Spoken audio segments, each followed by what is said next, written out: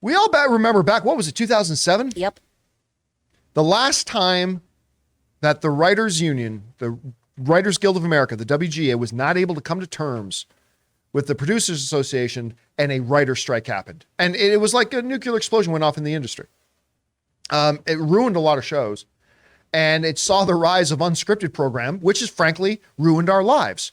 I had to sit at home and watch my wife watch the Love is Blind reunion special. I still haven't gotten to watch the reunion because the live didn't go through, and you are part of the problem. Listen, that show is trash, and I love it. Wait, they didn't do it live?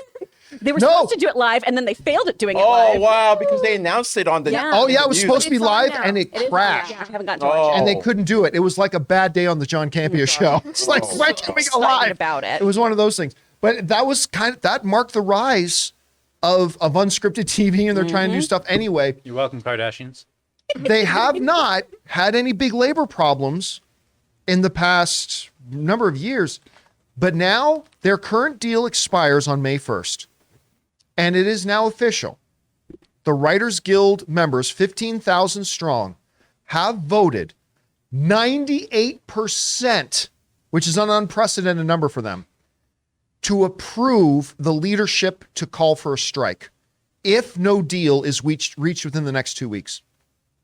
So basically what this means is let's say Ray was the representative of the John Campea Show, and there was this big, we were having this problem with YouTube, and Ray was representing us to them. We have all collectively agreed, hey, Ray, you can call for us to leave YouTube. We are giving you the authority here that you can pull the trigger if you can't reach a deal with YouTube. That's what's happened here. The 15,000 members of the Writers Guild of America have voted to empower their leadership to call for a strike in less than 2 weeks if a deal cannot be reached. And they're coming down to the deadline. And there are some big issues on the table, and some of them they're making movement on, but some of them they're not. Anyway, this great article over at Deadline has kind of put together kind of a really nice list of this is stuff that the writers are looking for. If only there was a video on this. Yeah, well, we created an editorial video on the WGA situation that today's news has rendered our video moot and outdated. We did a real good job. What a team effort that no one will ever see. We did, and no one is ever going to see it because we were going to... So that's what happened? Yeah, we were going to launch it like later today or tomorrow, and then we've been working for like over a week on this video, and then this news drops. It's like, well, our video's obsolete, so we had to kill it. Anyway, here's some of the things that they're looking for. In compensation and residuals, increased minimum compensation significantly to address the devaluation of writing in all areas of television, new media, and features. This, of course, comes from some big issues like the old television model. There were 22 episodes in a season of TV. Now in the streaming era, there's like 6, 8, 10. And but writers are having to write just as much and just as hard. Mm-hmm. And producers have used the fewer episode count as a pretext to pay them less. And they want that addressed. Standardization, compensation, and residual terms for features, whether released theatrically or on streaming. So basically, the way the producers have been shortchanging the writers is the writers do the work. And they work the same, regardless of if a movie then gets taken and put in theaters or taken and put on streaming. And they've been getting their residuals based on whether or not, what the distributors decide to do with it. They want standardization of this. Also, they want to address the abuse of mini rooms. Now, we talked about this on the show a few weeks ago, and it is a big problem.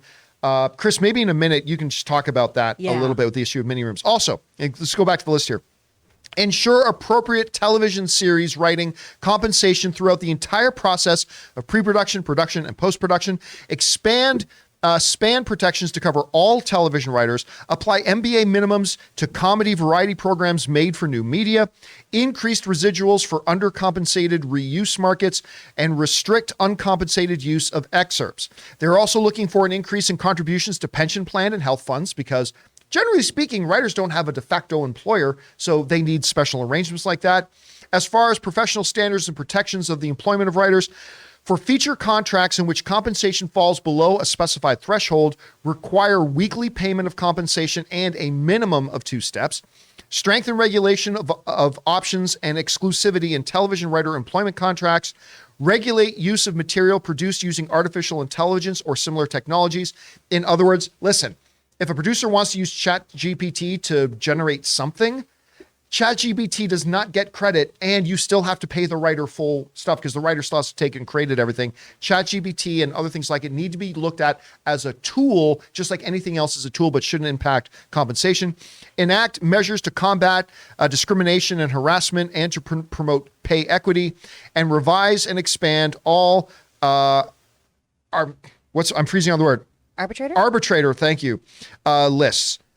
Because arbitration is a huge part of with all the unions, actually. Arbitration is a major part of all the unions and how they often have to deal with conflicts that aren't necessarily covered in the agreements.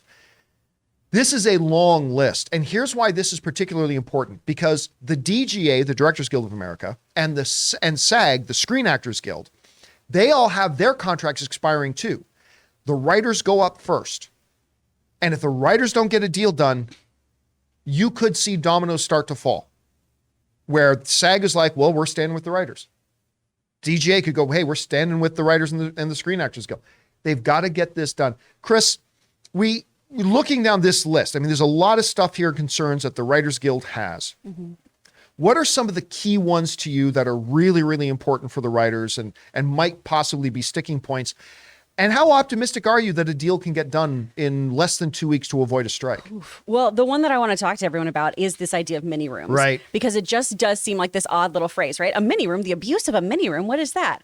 So basically what a mini room is before production begins on a show, a few writers will be assembled to start breaking stories, to start coming up with some different kind of timeline situations, some kind of bare bones scripts, things like that, get a jump on things before production even begins.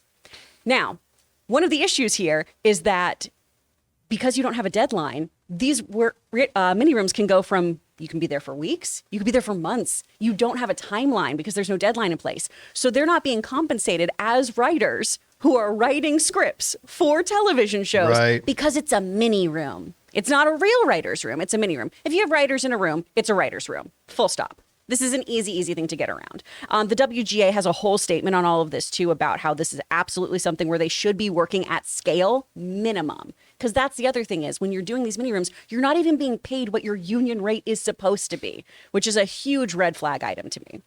Now, the other things here, too, where SAG's going to more than likely stand in solidarity on are things like residuals, pensions, healthcare. The pandemic really, really was a nightmare for so many people, right? In so many ways. But when it came to healthcare for the entertainment industry, it really, really threw everyone for a loop.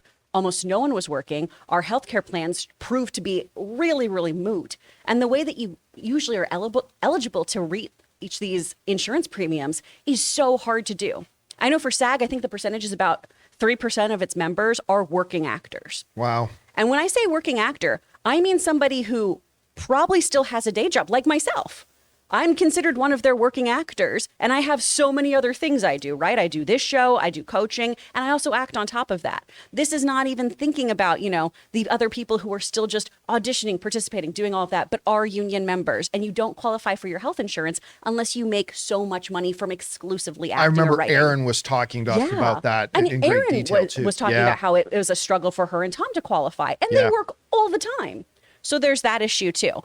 One of the things that I am really worried about, though, is that because we have had such a tumultuous years, I'm worried that SAG might not stand in solidarity. If they can get some of their things done, because we already folded on certain COVID protocols, we're already trying to just be a bit more accommodating, I feel, as a union to get work. We're already struggling with commercial contracts, voiceover contracts, things like that. I really, really hope that my union stands firm with the WGA because it's basic rights. It really, really is about workplace conditions and fair compensation.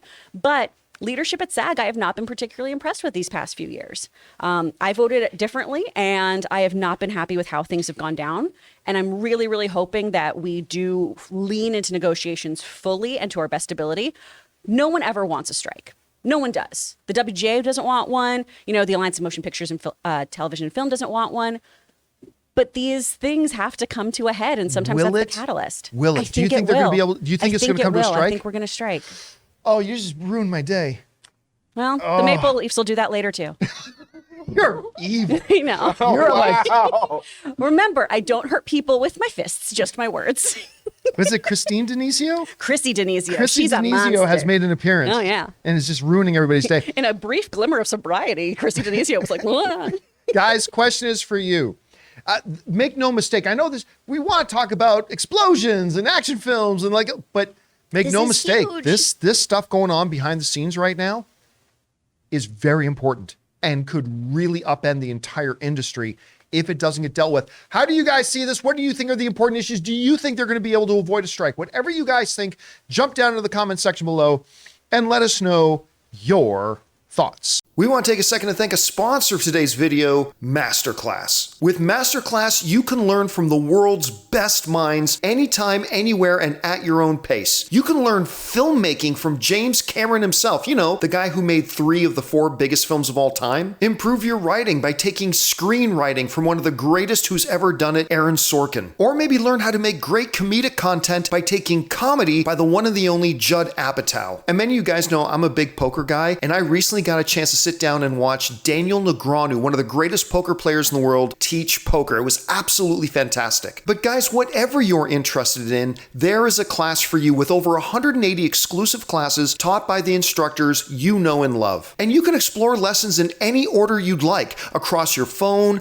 tablet, Apple TV, computer, and on the go with audio mode. Individual lessons range from about 10 to 15 minutes in length that fit easily into your everyday life. Guys, I highly recommend you check it out. Get unlimited access to every class, and as a John Campea Show listener, you get 15% off an annual membership. Go to masterclass.com/Campea now. That's masterclass.com/Campea for 15% off Masterclass.